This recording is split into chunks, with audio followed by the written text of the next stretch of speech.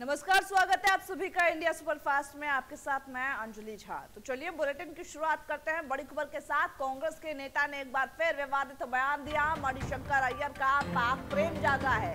उन्होंने कहा पाक के पास एटम बम है, इसीलिए पाक को सम्मान दे। पहले ही बताते चले कि सैम पित्रोदा के बयान से ऑलरेडी घमासान मचा हुआ है। ऐसे में मणिशंकर अय्यर जो कि कांग्रेस के नेता है, उन्होंने एक बार फिर विवादित बयान दिया है, जिससे उनका जो पाक प्रेम है वो जमकर सबके सामने आया है। पाक के पास एटम बम है, इसलिए पाक को सम्मान दे। और इस तरीके की जो विवादित बयान है उसे कहीं ना कहीं कांग्रेस पार्टी घेरते हुए नजर आ रही है। एक के बाद एक तमाम ऐसे कांग्रेसी नेता है जो विवादित बयान देते हुए नजर आ रहे हैं, जिसके बाद बीजेपी उसको घेरते हुए नजर आ रही है। जैसे कि अब मणिशंकर अय्यर का ये जो पाक प्रेम है वो उभर कर सामने आया है। उनके बयानों के जरिए पाक के पास एटम बम है, इसीलिए सम्मान दे। मणिशंकर अय्यर कांग्रेस नेता का ये कहना है।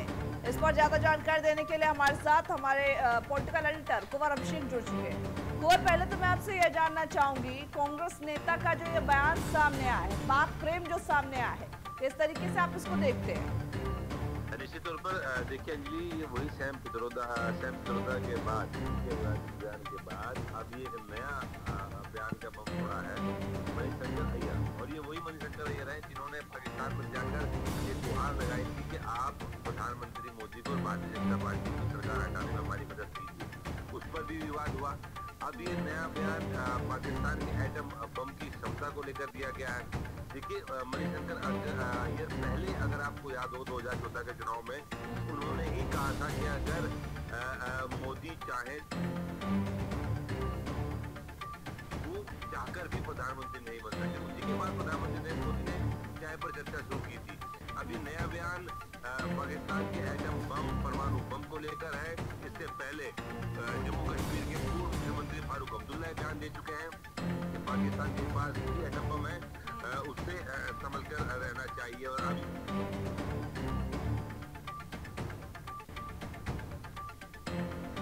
और आपकी आवाज कट रही है।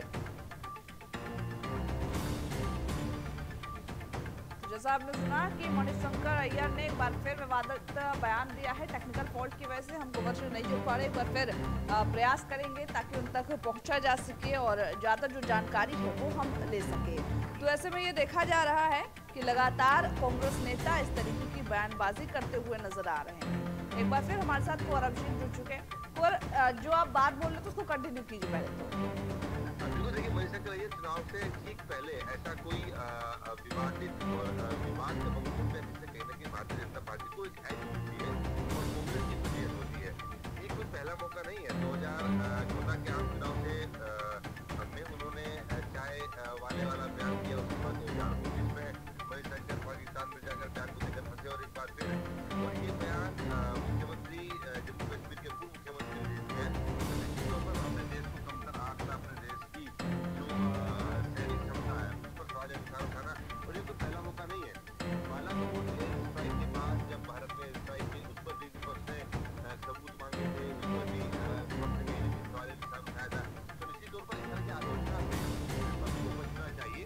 जब आप विजय नीति की बात करते हैं तो भारत एक मुख खड़ा और नजर आना चाहिए। ऐसे में ये बयान कितना डैमेज करेगा पॉलिटिकली कांग्रेस को, ये तो देखने वाली बात होगी। लेकिन जरूर है प्रधानमंत्री नरेंद्र मोदी के आज उड़ीसा और तेलंगाना में जो हो रहे हैं उसमें आप इस बयान की झलकी सुन सकते हैं। प्रधानमंत्री नरेंद्र मोदी जानते हैं तुरंत पलटवार करने में। अभी ये बयान आया है तो आज प्रधानमंत्री नरेंद्र मोदी की तरफ से आपको पलटवार जरूर दिखेगा।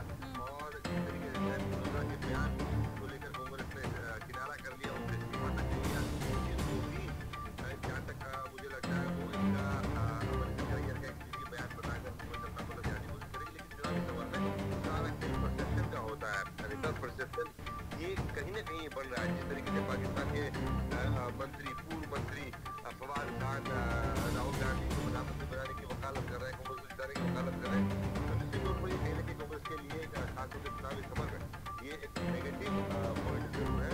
बैकफुट पर जरूर कांग्रेस जाएगी। देखिए, इन्होंने जो बयान दिया उसमें ये भी शामिल किया है कि जिस पाकिस्तान को जो आतंकवाद का जिम्मेदार माना जाता है, हम उन्हीं से सहायता ले आतंकवाद को खत्म करने के लिए। ये कैसा लॉजिक था इनका? मतलब किस बेसिस पर मणिशंकर अय्यर ने ये बयान दिया है? देखिए मणिशंकर अय्यर जब भी बयान देते हैं तो मुझे लगता है हाथ बड़ा होता नहीं है, क्योंकि पाकिस्तान लगा रहे हैं कि आप हिंदुस्तान में जो सरकार है, हमारे लोगों द्वारा जो सरकार है उसको हटाने में हमारी मदद कीजिए। तो निश्चित तौर पर पश्चिम आप अपने चुनाव में चाहते हैं, दूसरे आप अपने देश के अंदर चाहते हैं। ये मैं बात आपको 2019 के आम चुनाव से पहले की बता रहा हूँ। ऐसे में हर देश की वायदा, हर देश की सिक्योरिटी पर सवाल या निशान मणिशंकर ने उठाया। अब जो ये बयान है इसमें आतंकवाद को लेकर उन्होंने कहा पाकिस्तान की जो न्यूक्लियर आर्सेनल है, न्यूक्लियर क्षमता है, आतंक क्षमता है, उसको लेकर भारत को कहीं न कहीं मणिशंकर अय्यर नसीहत देते नजर आए। भारत को मणिशंकर अय्यर भारत की सरकार बदलना चाहिए और इसमें कोई लॉजिक नहीं है। आप एक व्यक्ति के विरोध में अगर आप प्रधानमंत्री नरेंद्र मोदी का विरोध करना चाहते हैं तो उस व्यक्ति के विरोध में आप देश का विरोध तक चले जाएंगे, ये ठीक नहीं होता। ये विपक्ष एक मजबूत पहलू है, क्योंकि लोकतंत्र का हिस्सा मजबूती के साथ उसको खड़ा रहना चाहिए। लेकिन इस तरह के बयान से खास तौर से मणिशंकर जैसे सीनियर पॉलिटिकल लीडर को, जो पॉलिटिकल नेता बहुत सालों का लंबा उनका जीवन संघर्ष है, उनको बचना चाहिए। देखिए, आपने नाम के आगे एक सीनियर वर्ड लगाया है। आपको याद हो कि सैम पित्रोदा भी सीनियर वरिष्ठ लोगों में से, वरिष्ठ नेता में ही से ही आते हैं और उनका बयान फिर इनका बयान, तो कहीं ना कहीं कांग्रेस के तमाम ऐसे नेता, एक तरफ कांग्रेस पूरी प्रयास कर रही है कि लोकसभा चुनाव में पीएम मोदी और बीजेपी को किस तरीके से टक्कर दिया जाए, लेकिन कहीं ना कहीं माइनस पॉइंट उन्हीं के खुद के नेता इस तरीके की बयानबाजी के बाद करते हुए नजर आ रहे, क्योंकि जनता तो सुन रही है सब कुछ, जनता अपना फैसला लेगी ही। जो पाकिस्तान का साथ दे रहा है, जो रंगभेद पर टिप्पणी कर रहा है, तो कहीं ना कहीं उसको जवाब तो जनता देगी। सीनियर नहीं, सुपर डुपर सीनियर। और कांग्रेस की अगर मैं बात करूं तो राहुल गांधी के पिताजी के अच्छे मित्र हुआ करते थे सैम पित्रोदा। जहाँ तक कंप्यूटर क्रांति की बात है तो सैम पित्रोदा का उसमें काफी हाथ रहा। राजीव गांधी को मनाने और समझाने में सैम पित्रोदा ने अहम भूमिका निभाई। लेकिन आप जब कोई बयान देते हैं तो उससे आपकी मानसिकता समझ में आती है, आपकी कल्चर समझ में आता है, आपकी पार्टी का जो विजन है वो समझ में आता है। इसी वजह से सैम पित्रोदा जो ओवरसीज कांग्रेस के अध्यक्ष थे, उनका इस्तीफा तुरंत दे दिया। कांग्रेस को लगा कि हो सकता है इससे डैमेज हो जाए, इससे नुकसान हो कांग्रेस को चुनाव में। इसी वजह से डैमेज कंट्रोल कमेटी के तहत उनका इस्तीफा लिया गया। वरना राहुल गांधी के तमाम जो विदेशी दौरे हैं उनको डिजाइन करने वाले ही सैम पित्रोदा है। सैम पित्रोदा ही उन तमाम दौरों के कार्यवाहक रहते हैं जिन दौरों में राहुल गांधी बाहर जाते हैं, चाहे वो अमेरिका में जाके ट्रक वालों से बातचीत करनी हो, चाहे सब वालों से बातचीत करनी हो। इसके पीछे सैम पित्रोदा का दिमाग है। अभी हालिया चुनाव के मद्देनजर ही उसका इस्तीफा लिया गया। अब मणिशंकर के अय्यर के बयान से आप देखेंगे कांग्रेस अपने आप को दूर कर लेगी। लेकिन ये दुर्भाग्यपूर्ण है कि आप देश की जनता को, हमारा भारत की संस्कृति की हम बात करें तो विविधता से भरपूर ये खान-पान में आप विविधता देख सकते हैं, पहन में विविधता देख सकते हैं। कहा जाता है कि हर चीज को उस पर भाषा और पानी का स्वाद बदल जाता है। तो ऐसे में आप कुछ लोगों को सीधे तौर पर युगांडा और साउथ अफ्रीका से जोड़ देंगे, आप नॉर्थ ईस्ट के लोगों को चाइना से जोड़ देंगे। ये अपमानजनक, बेहद अपमानजनक ये बयान है। भारत की कृषि में जो पैदावार वो भारतीय है। तो ऐसे में चुनावी खबर में सीनियर जो आपने जिक्र किया मेरे लगाने के बाद, तो सीनियर मणिशंकर अय्यर भी है, सीनियर सैम पित्रोदा भी है, और सीनियर जो है वो मध्य प्रदेश के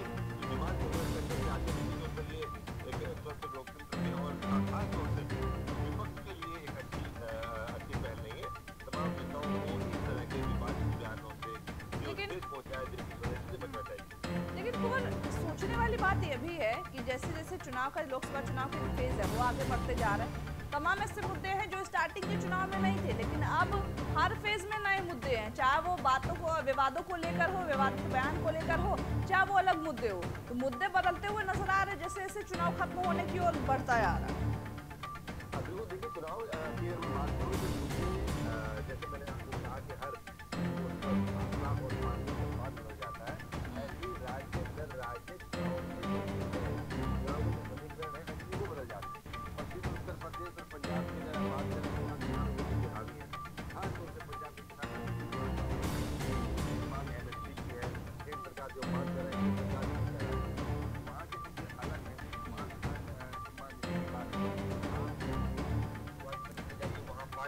लेकिन जनता के मुद्दों पर तो यहाँ पे कोई बात ही नहीं हुई। यहाँ पे तो विवादित बयानों पे बात हो रही है। लग रहा है पॉलिटिकल पार्टी कहीं ना कहीं एक दूसरे को ही घेरने पर तो ले हुए, जनता से कोई मतलब ही नहीं है उनको। तो देखिए अगर जनता के मुद्दों की बात होनी चाहिए, जो चुनावी मैनिफेस्टो जारी किया गया तमाम पार्टियों की तरफ से उस पर बात होनी चाहिए थी।